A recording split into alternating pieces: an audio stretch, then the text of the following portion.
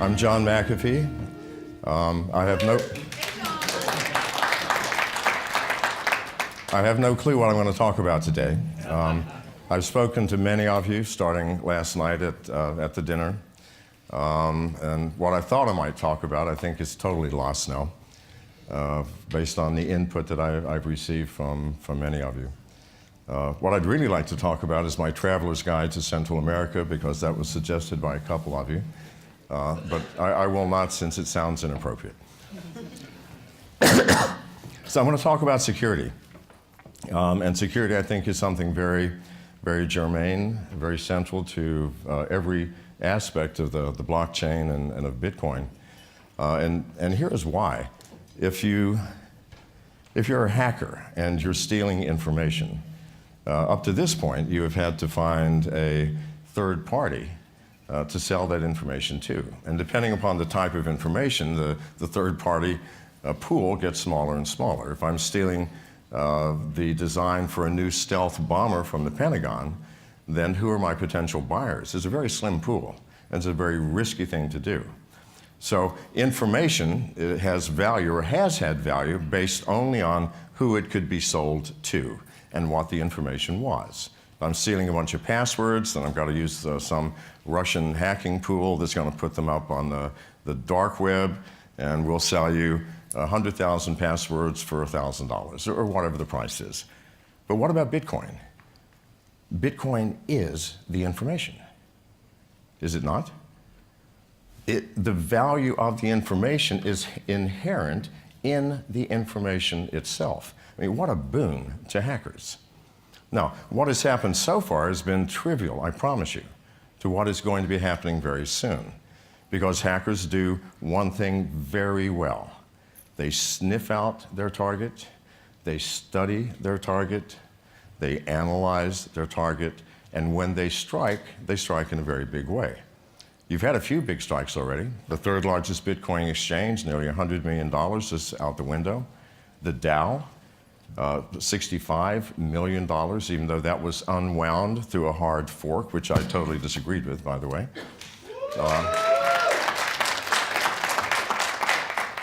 There are some thinkers in the room. I love that. Good.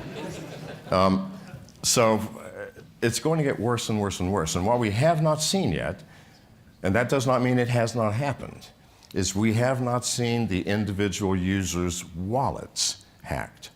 Now, had it happened, how are we ever going to find out? I mean, we're in an anonymous field now, are we not? It's not like that someone's going, good God, I lost $5,000 in Bitcoins. Where did it go? Well, it could have gone anywhere. We're looking at a number of potential alt currency exchanges for possible acquisition. So I've been spending a lot of time converting Bitcoins to Ethereum and Ethereum to Dow and Steam and you name it. I frequently will lose $3,000 to $4,000 in one night simply because I'm tired. Think about that. No, really. So when you're doing a currency exchange, you've got your Bitcoin wallet, you've got your exchange wallet, and then you've got your receive wallet in whatever currency it's going to be. Let's say it's Ethereum's. So I've got three things I've got to juggle. And after I've done this 100 times, my brain gets juggled. And I get my wallets confused. And then what happens? That money disappears. Well, it doesn't actually disappear. The exchange is usually the beneficiary, but there's no way to recover this. No way. So, and if I can lose the money, I promise you other people can too. So that's one thing, and that's losing it through stupidity. But I think what is far more serious is losing it through hacking. And how does that happen? I know people, especially in California, a lot of strange people in California, that have $100,000 or more on their smartphone, wherever my smartphone is. I know I have one. Anyway, $100,000 on a smartphone. And they say, well, I'm using the Mycelium wallet, and it's secure. It's secure? Give me your phone number, and in 5 minutes, I will have all of your Bitcoins. Now, you think that's bragging. It is not. How do you do it? There are at least 100 million telephones in this world that have spyware on it, including keyloggers. How do you get that? Has anybody ever visited a porn site? None of the people here, good. But those outside who have. I promise you, I don't care which one you visited, you have a keylogger on your phone. How? If it's an Android, the first thing that happens is when you first do a drive-by of the site, it sets the download authorized applications flag on your phone. The first click, if you happen to see something that might be interested, I think I'd like to watch that, you now have the spyware on your phone. You all do if you've been there. Now, who's watching? I have no clue. Janice, is there any water anywhere? Oh, never mind, sure. Sorry. Who's watching? I have no clue, but neither do you. But whoever it is, it's not anyone who has your best interest at heart. And what can you do with that spyware? Well, not just the keyloggers, but also screen capture. So what can you do? Let's assume you've got the spyware, and you have a whole group of hackers somewhere. Russia, the Ukraine, China, Kansas City, I have no clue, but they're somewhere. And they're monitoring all of these tens of millions of phones. And suddenly, you're into Bitcoins, and you download the Mycelium wallet, or some other wallet. Well, what's the first thing that happens? What are your seed keys? Where is it displayed? Now, let's forget about encryption. Let's forget about how secure everybody says these wallets are. To get your seed keys, you have to read them from a screen, do you not? Where is that screen? It's on your phone. Where has that phone been? Maybe to a porn site. All right, so now you have an infected device, and someone is watching, and they have a piece of software in their keylogger that says, wait for anybody downloading any one of these 25 wallets. As soon as that happens, get ready. As soon as you run it, it'll say, the first screen that comes up will say, do you want your seed keys? Yes, no, whatever. As soon as that click happens, the very next screen is captured. Those are your keys. I now have your keys, if it's me. I'm not saying it's not me or it is me, but whoever it is has your seed keys. What does that give them the power to do? Pardon? Take all of your money. All they have to do is go, yep, I lost my wallet. Here's my seed keys. Will you do it? Oh, good Lord, I have 100 Bitcoins. I forgot that. I want them all now. In fact, convert them to my Ethereum account immediately. And I'm going to convert that to something else. And pretty soon, you can't trace it. You will never find it. And you will never recover it. Now, has that been happening? I don't know. If it hasn't, I would certainly be surprised. But I promise you this, just like a massive hack of an exchange or the Dow, there will come one day where simultaneously everybody's wallet is emptied.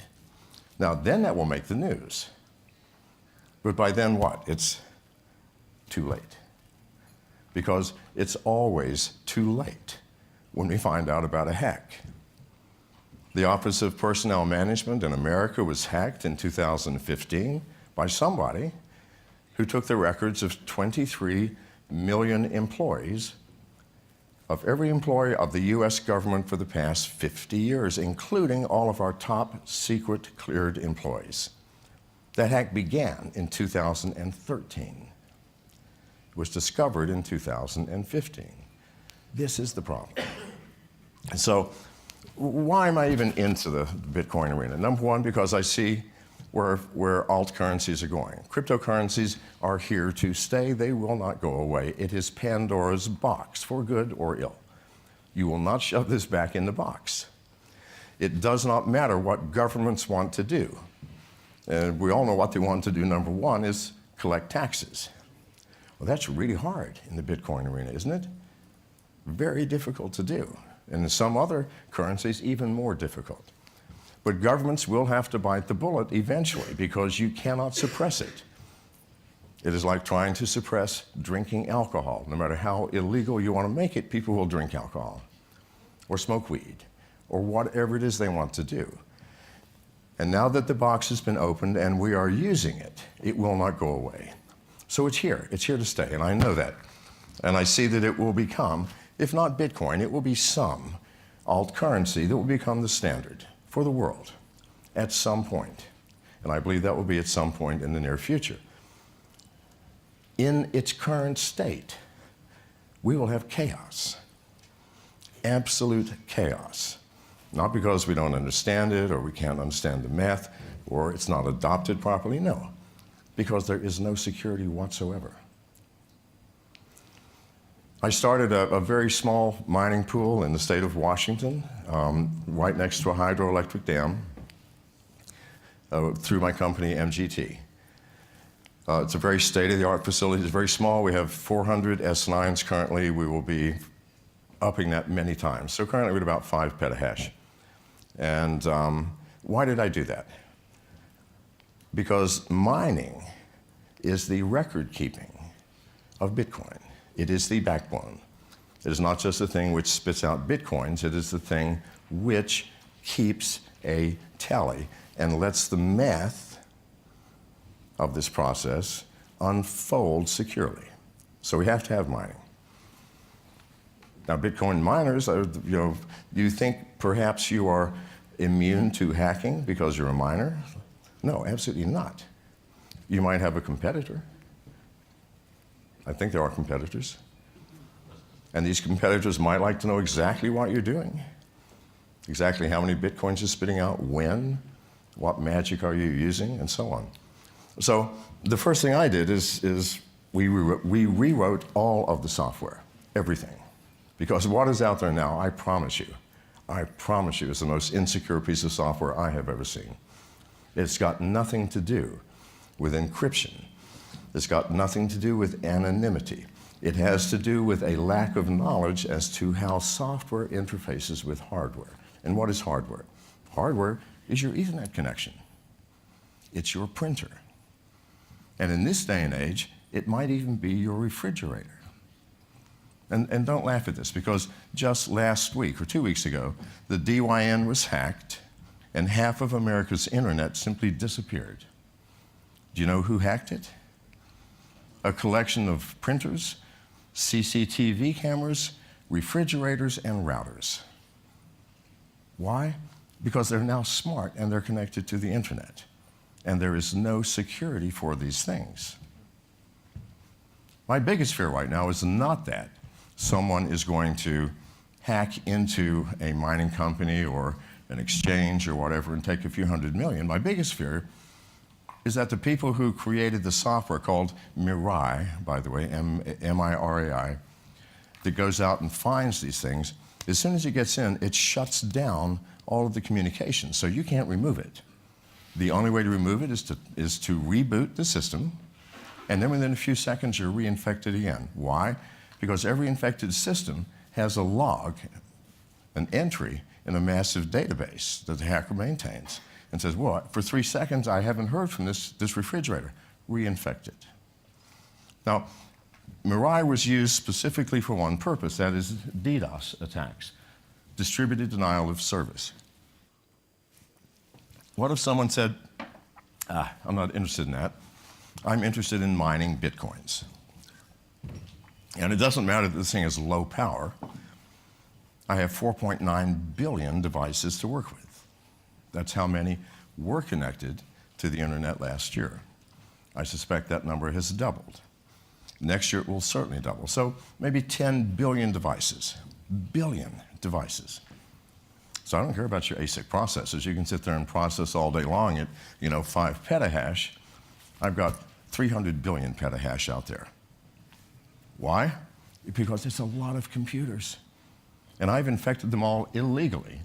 And your computer on your refrigerator, which is sending you emails once a week when you're on vacation, the rest of that time, it's mining Bitcoins for me. Excuse me. Now you're laughing at this. But you see how trivial, because this Mirai bot infects at a rate of about 50,000 new devices per day. 50,000. I could own the Bitcoin world by sitting back in my room and paying no money and spending about a week recoding the Mirai bot and then have everybody mining Bitcoins for me. Now, is that illegal? From a Bitcoin standpoint, it's not. Proof of work does not say you had to use a Bitmain machine in a fixed location, paying X cents per kilowatt hour. of being cooled. But no, it doesn't say anything like that. It says proof of work. Did you get the nonce? Here it is. Thank you very much. Well, I'm only getting 10 per second. What's that going to do? It's going to change the economy, isn't it? So this is not pie in the sky, paranoid thinking, although I will not deny being paranoid. It's impossible to be in my field. No, seriously, you can't be a computer security person and not be paranoid. Because what's the first thing I look at? People today, at least 10 people said, look at this new idea. My first thing is not, oh, that's great. My first thing is, I can get in here, and I can get over here, and this doesn't work, and 50 hackers are going to take all your money within 30 seconds. That's the first thing that enters my mind, because that is my job. So anyway, something for you to consider. So what's to be done? In my mining center, we have written our own software. In addition, we have a piece of hardware. As I mentioned, the hack of the Office of Personnel Management started in 2013. It was discovered in 2015. That's typical. You find out about hacks after everything is gone, not when it first starts. The DAO. The gentleman who came up with the clever idea of having recursive subroutines create child DAOs. I mean, that seemed to be pretty legal according to the rules. Nothing happened until after he'd gotten $100 million. It's a little late, don't you think? So that's typical for all hackers. Why? Because hackers get into a system, they don't immediately break into your network and steal all of your money. That's impossible. They first get in. They then have to find out what's connected. And what's connected might be a printer or a refrigerator. And by the way, printers are the most insecure devices and the ones that most hackers use because they're so easy to break into and plant software on. Once I've done that, I've got somebody on the inside. Your printer is monitoring everybody else and telling me what's going on. Think about it, the Internet of Things. So hacks don't happen instantly. They come in, they first find out what's connected, they start sniffing around, they start looking, where's your password file, where's your financial file, where's your R&D file, and so on. It takes months and sometimes years. So we have a device on our system, and it's connected now, called Sentinel, which I designed and we created, that plugs in right in front of your router, and also you can plug it behind the router, that sniffs everything that happens. And within milliseconds of a hacker getting in, we identify it. Not after he has broken in and after he's found your files and after he's figured out everything and then stolen your Bitcoins, no, within milliseconds. And we do it through anomalies. I mean, for example, there are thousands of anomalies we look for, plus there's artificial intelligence within the device. An anomaly would be an IP address comes in and it immediately accesses every single device on the net. Well, that's strange, that's an anomaly. If you're in finance, you're not trying to find out what's happening on the R&D computer. It does not happen. So that's an example of the thousands of anomalies that we look for. When an anomaly happens, we immediately notify whoever, like our IT head, you can do it through a DM or through email or what have you, saying, there's an anomaly here. Based on our analysis, it looks like it might be Bureau 121 in Korea that's done this, okay, which is the Korean National Hacking Group. Or based on our analysis, we don't know, but we do know a hacker is in, within milliseconds. Then you can make a choice. You can shut down port 80 or 223 or whatever he came in on, or you can choose to do nothing but watch. Because I want to know, if it's one of my competitors, which one of you bastards is doing this? So I can then, but I have full control. I can at that point slap honeypots all over the place that will keep you engaged for weeks trying to figure out what's really there. I could call the FBI or the Interpol and say, look, this is happening. I could do any number of things.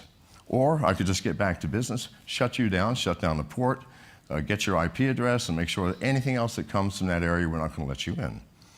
So you now have control. So you've known about this before anything happens.